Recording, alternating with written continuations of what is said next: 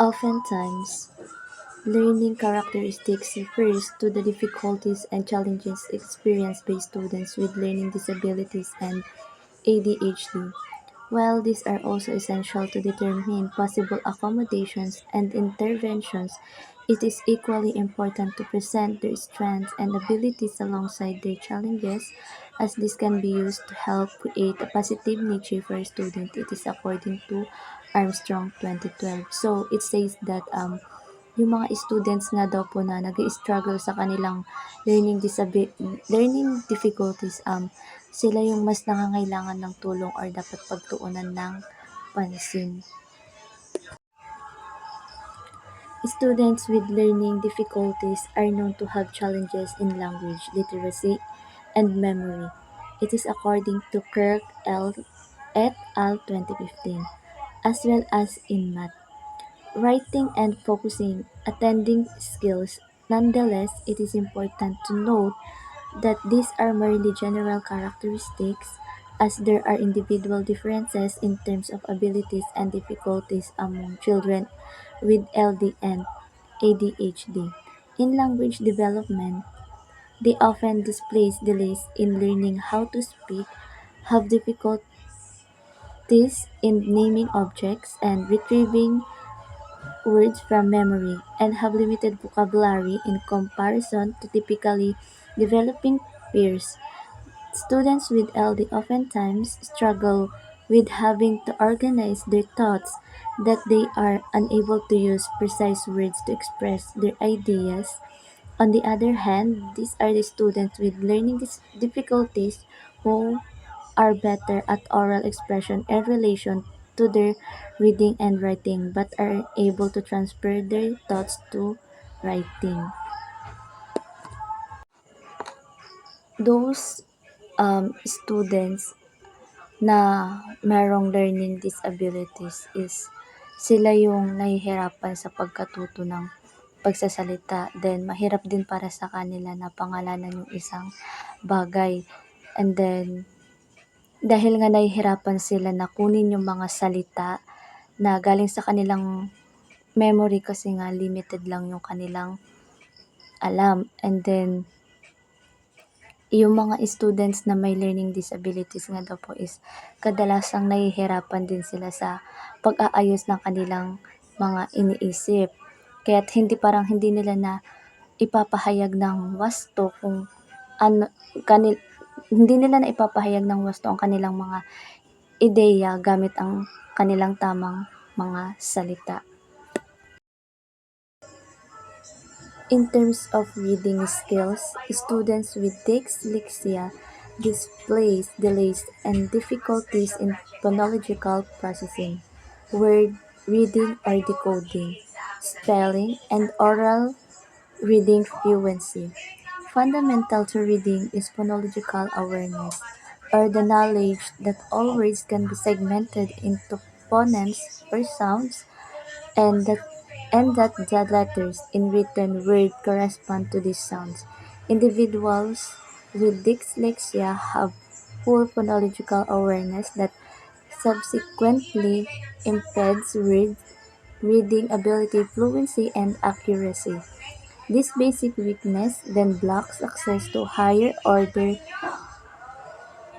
language process and to gaining meaning from text. Thus, problems with comprehension and may be attributed to inaccurate decoding and lack of oral reading fluency, but they can be used higher level skills of vocabulary, reasoning, problem solving, concept formation, and general intelligence.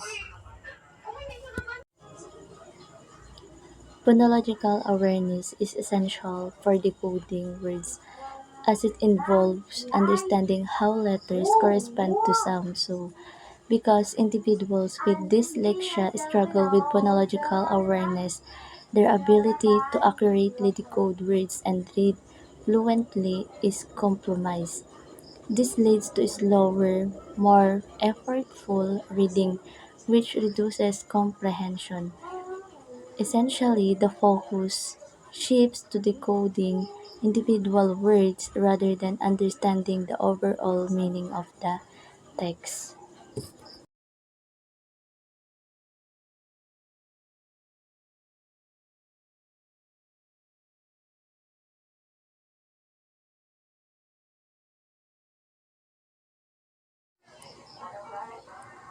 In terms of written language, students with LD have tendencies to reverse letters or words, have poor spelling skills, and display difficulties in the quality, organization, sentence fluency, and application of writing conventions, including handwriting, spelling, and grammar, as well as motivation to write. It is according to Graham 2017.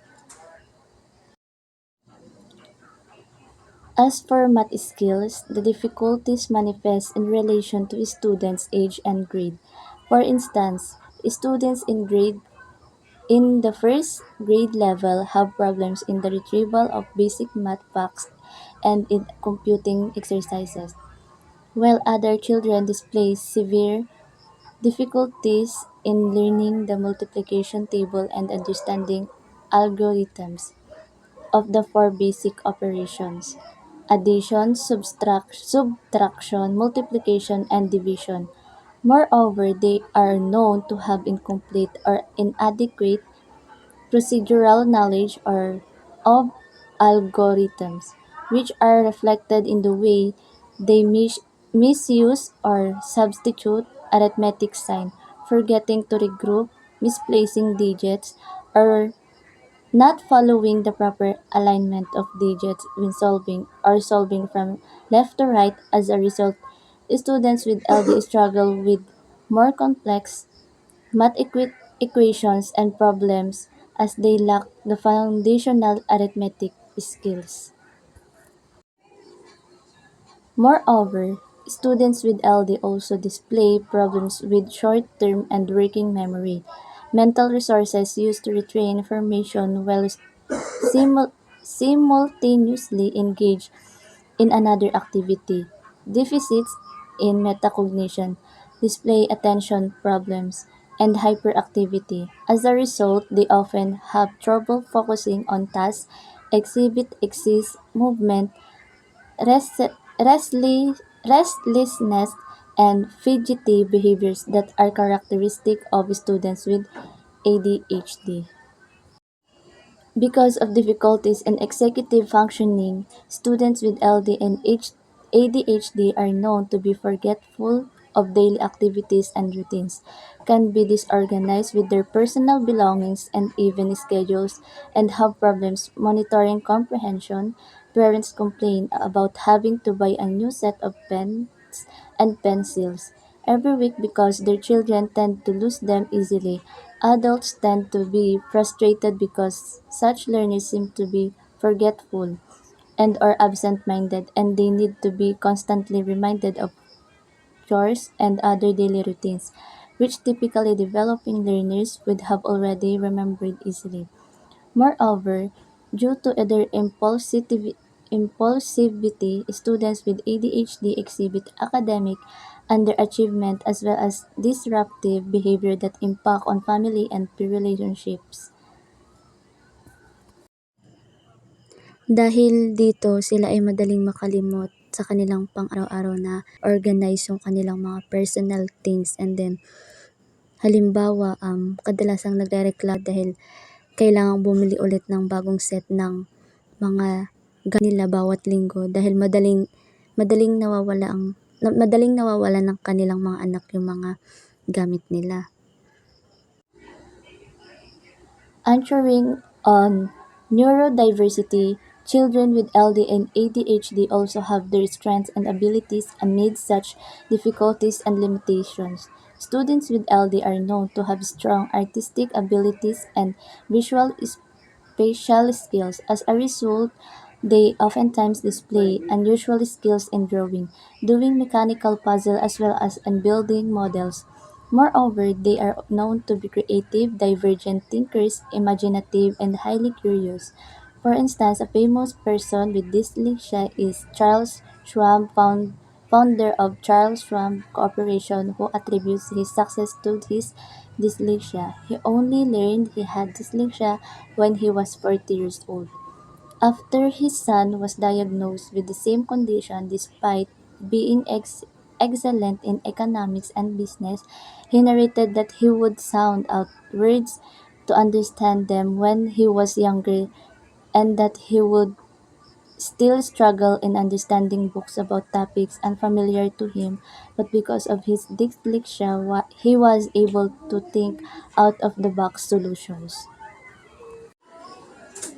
In relation, the Shywitz 2003 presented a sea of strength model of dyslexia where weakness in decoding is compensated through other strengths such as reasoning, concept formation, comprehension, general knowledge, problem solving, vocabulary, critical thinking, and reasoning abilities.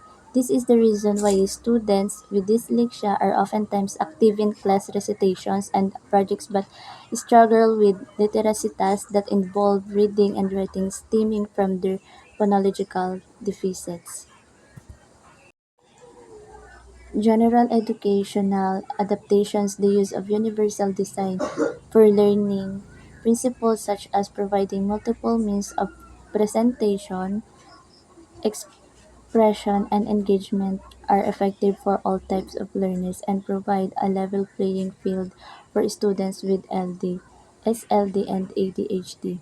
Through a variety of approaches, students with difficulty remembering and focusing are given opportunities to compensate for their weaknesses and use their strengths to learn as much as their typically developing peers.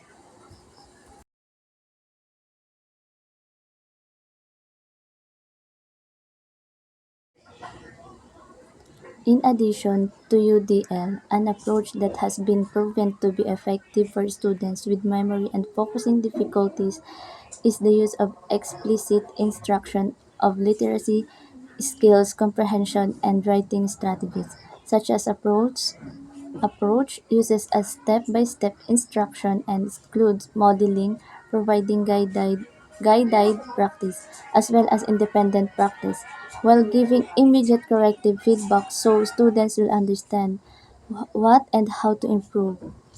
Part of this approach is the use of think aloud to model concrete steps in problem solving such as how to attack an unfamiliar word, how to begin a writing task through brainstorming, and how to begin answering a math word problem.